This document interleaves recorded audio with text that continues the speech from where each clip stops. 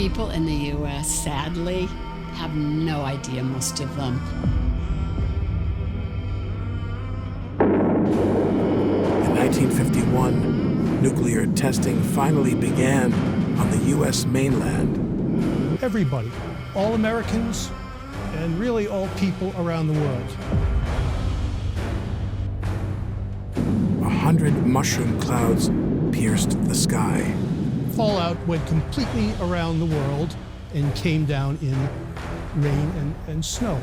Severe radioactive contamination followed. The United States government kept the earliest nuclear fallout studies top secret. The American public, whether they want to be or not, will be forever linked to the nuclear tests that occurred in the 1950s. This is because the tests produced clouds. They went everywhere across the United States.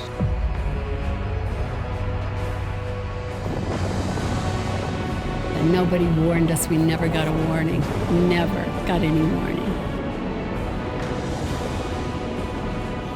So the bombs that got us were the bombs of our own governments. It was a nuclear war.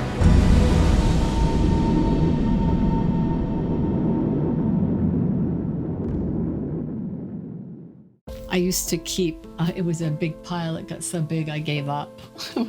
It was too depressing. Of those men that were at the herd that spring, all 8 of them have died with some form of cancer. So, and then I had a couple classmates in grade school that got sick, that died.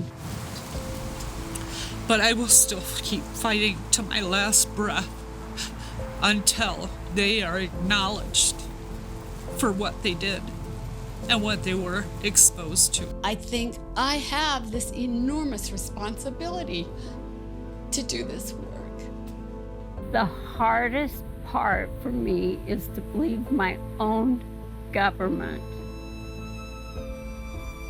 killed my family.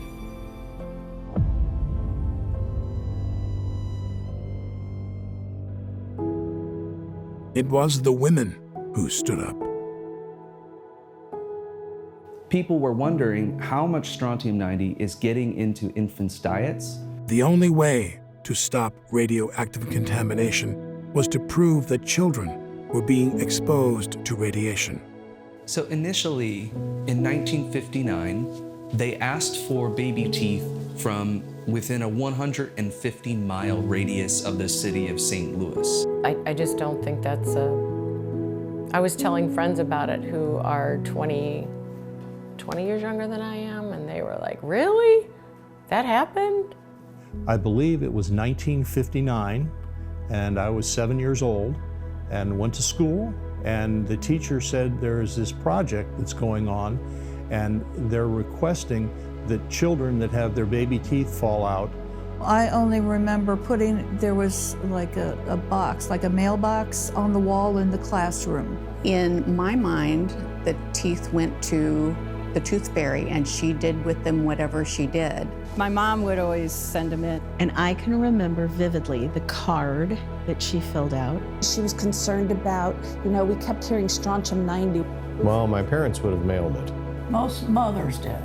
It was almost always the moms. Yeah, it would have been my mom. It's unique and cute, so anytime I open up that cabinet, I see it, and it makes me smile. So this is the original card and the original button from the project that I was sent in 1959. She has leukemia. Take her home and prepare for her to die. It was baby teeth that proved children's radiation exposure. There had been a 30-fold increase in strontium-90 uptake in children. November 1st, approximately 50,000 American women who described themselves as housewives and mothers went on strike in 60 cities around the country. And that was the article that was sent to President Kennedy's science advisor. And I answered the phone, and there was this pause and said, this is John Kennedy. Can I talk to your mom? President John F. Kennedy declared a halt to atmospheric nuclear tests. However, it came from nuclear testing, but it didn't come primarily from Nevada. So that is a misconception.